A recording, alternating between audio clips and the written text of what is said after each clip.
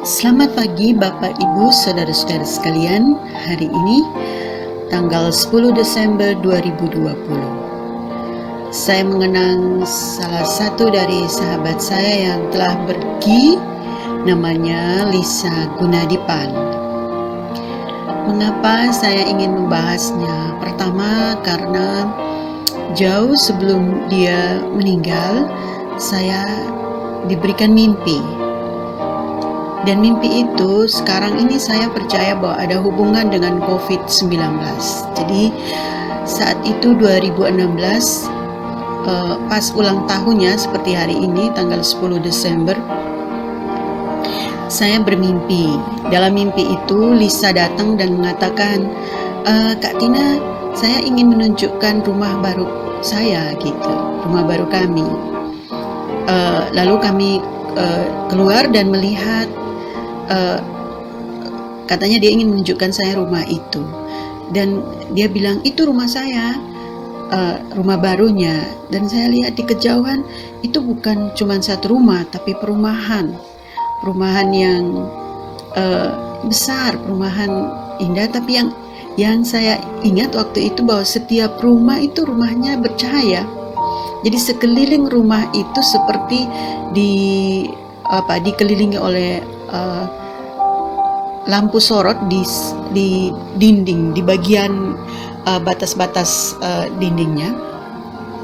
Dan saya kemudian berpikir, kalau tinggal di tempat yang bercahaya itu bukannya silau ya. Namun sementara itu Pras suaminya datang dan Lisa berbisik ke saya, jangan bilang dulu ya sama Pras gitu. Lalu ketika kami berbalik, saya melihat sebuah rumah. Dari dalam rumah itu juga ada cahaya yang keluar berpendar, dan tiba-tiba pintu rumah itu terbuka, dan di dalamnya itu awalnya seperti lampu sorot yang bercahaya berkilauan di atas panggung. Lalu perlahan-lahan kilauan itu meredup dan tinggal cahayanya itu kekuningan. Jadi awalnya saya mau protes, saya bilang, aduh, dalam rumah aja bercahaya begini terus kamu nggak silau. Namun perlahan-lahan ketika cahaya yang berkilauan itu meredup, tinggal cahaya kekuningan, dan saya bilang, wah enak juga ya. Terus cahaya itu datang dari mana? Lalu saya perhatikan, oh cahaya itu yang di dalam rumah itu berasal dari lantai, dinding, dan plafon yang semuanya terbuat dari emas. Nah, setelah mimpi itu saya hanya berdoa, dan mungkin karena pesan Lisa dalam mimpi itu, jangan bilang-bilang sama Pras dulu ya, itu membuat saya diam. Saya tidak berani menceritakan pada siapapun. Lalu di tahun 2019,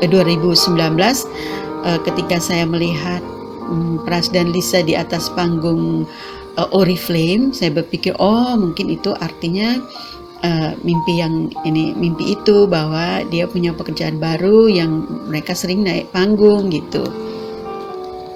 Pada saat Lisa meninggal 13 Maret 2020, saya melihat statusnya hari Minggu karena dia meninggal hari Senin. Baru saya mengerti, saya teringat mimpi itu karena dalam status hari Minggu pagi itu Lisa mengajak bayi di dalam perutnya. Dia berkata,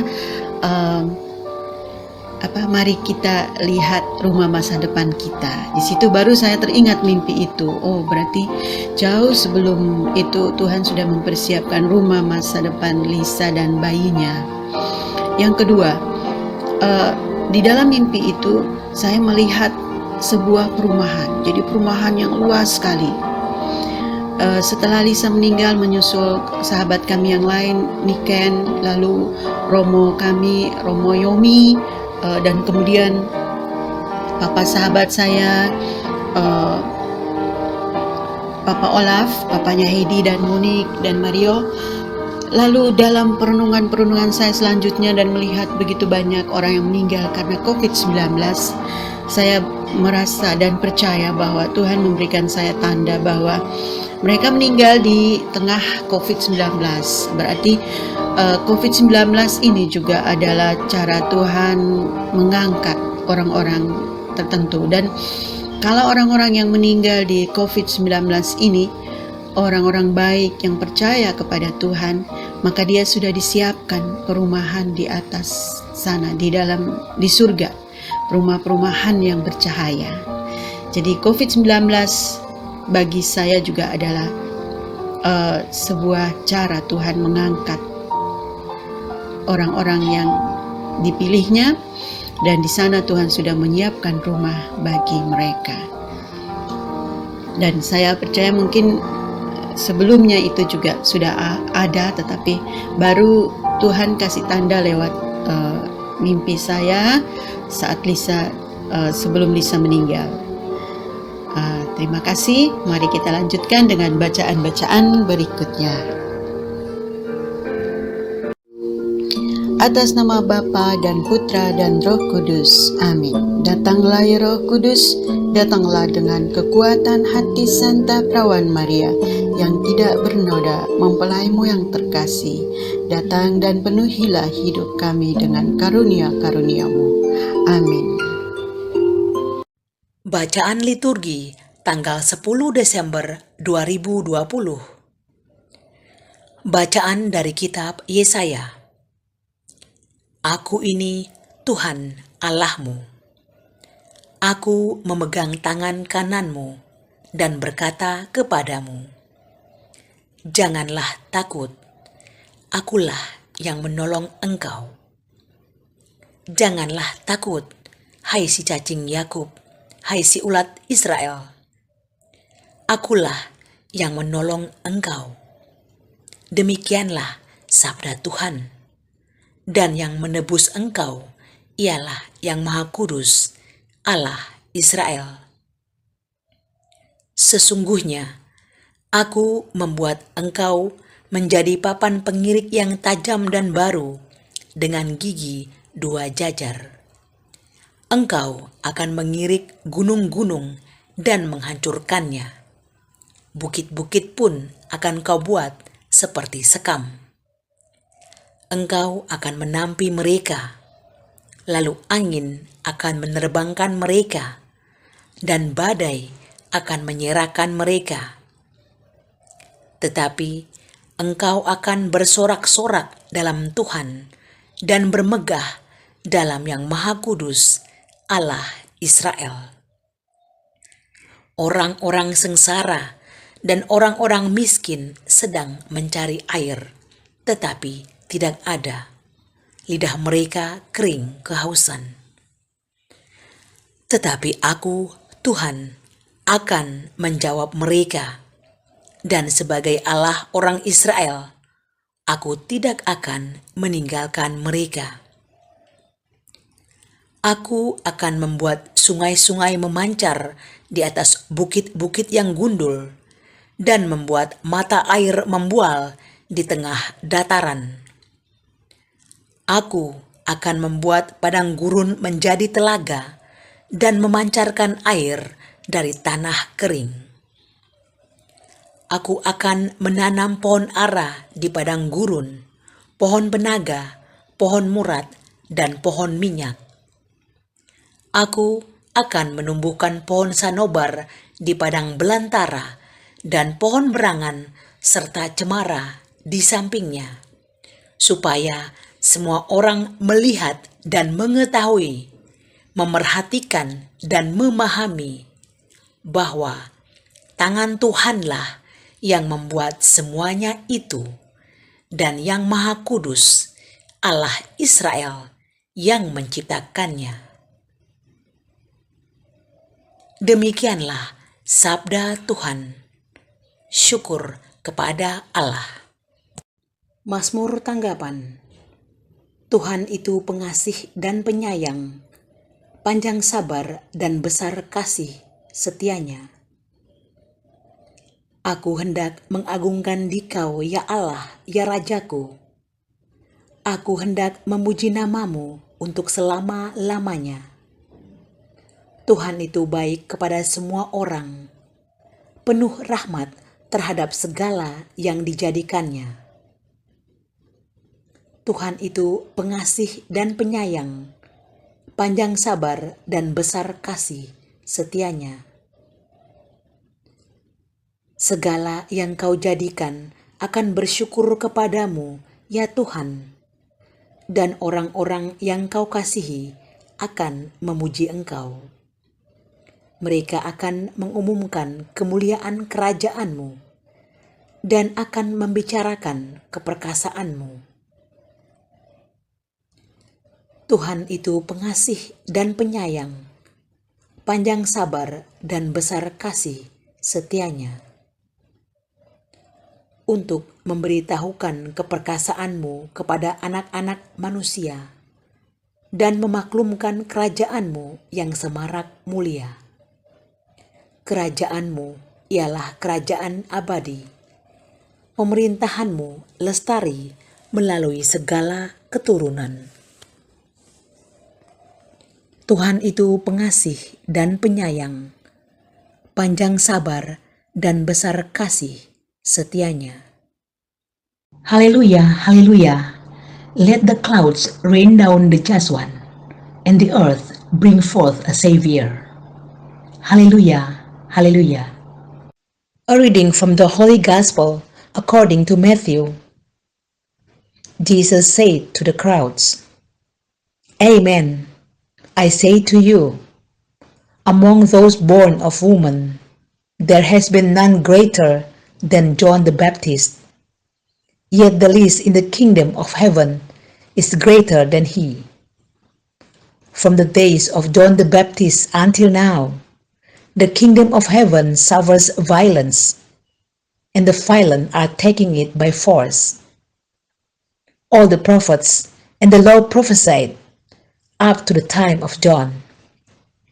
And if you are willing to accept it, he is Elijah, the one who is to come. Whoever has ears ought to hear. The Gospel of the Lord. Bacaan BCO diambil dari kitab Rut. Naomi itu mempunyai seorang sanak dari pihak suaminya, seorang yang kaya raya dari kaum Elimelek, namanya Boas. Maka Rut, perempuan Moab itu, berkata kepada Naomi, Biarkanlah aku pergi ke ladang memungut bulir-bulir jelai di belakang orang yang murah hati kepadaku. Dan sahut Naomi kepadanya, Pergilah anakku. Pergilah ia, lalu sampai di ladang dan memungut jelai di belakang penyabit-penyabit. Kebetulan ia berada di tanah milik Boas yang berasal dari kaum Elimelek. Lalu datanglah Boas dari Betlehem. Ia berkata kepada penyabit-penyabit itu, Tuhan kiranya menyertai kamu. Jawab mereka kepadanya, Tuhan kiranya memberkati tuan. Lalu kata Boas kepada bujangnya yang mengawasi penyabit-penyabit itu, Dari manakah perempuan ini?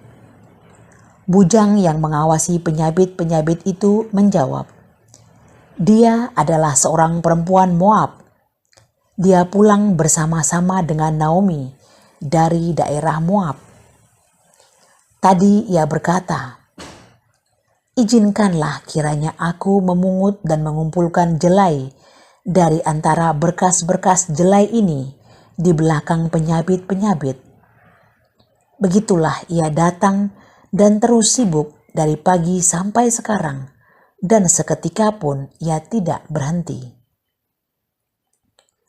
Sesudah itu berkatalah Boas kepada Rut, Dengarlah dahulu anakku. Tidak usah engkau pergi memungut jelai ke ladang lain, dan tidak usah juga engkau pergi dari sini. Tetapi tetaplah dekat pengerja-pengerjaku perempuan. Lihat saja ke ladang yang sedang disabit orang itu. Ikutilah perempuan-perempuan itu dari belakang. Sebab aku telah memesankan kepada pengerja-pengerja lelaki, jangan mengganggu engkau. Jika engkau haus, pergilah ke tempayan-tempayan dan minumlah air yang dicedok oleh pengerja-pengerja itu. Lalu sujudlah Rut, menyembah dengan mukanya sampai ke tanah dan berkata kepadanya, "Mengapakah aku mendapat belas kasihan daripadamu, sehingga Tuhan memperhatikan aku, padahal aku ini seorang asing?" Boas menjawab, "Telah dikabarkan orang kepadaku dengan lengkap segala sesuatu yang engkau lakukan kepada mertuamu sesudah suamimu mati, dan bagaimana engkau meninggalkan ibu bapamu dan tanah kelahiranmu, serta pergi kepada suatu bangsa yang dahulu tidak engkau kenal. Tuhan kiranya membalas perbuatanmu itu, dan kepadamu kiranya dikaruniakan upahmu sepenuhnya oleh Tuhan Allah Israel, yang di bawah sayapnya engkau datang berlindung."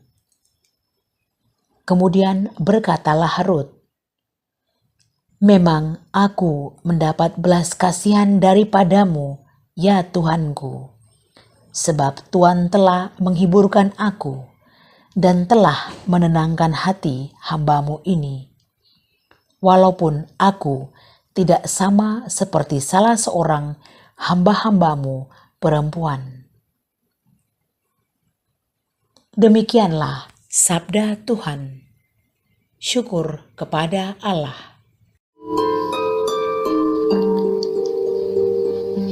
Semoga Tuhan selalu menaungimu, sinar mentari untuk menghangatkanmu, cahaya rembulan untuk mempesonamu, malaikat yang menaungi sehingga tidak ada yang bisa mencelakaimu, tawa untuk membuatmu ceria, teman setia di dekatmu, dan kapanpun kau berdoa, surga mendengarmu. Amin. Atas nama Bapa dan Putra dan Roh Kudus. Amin.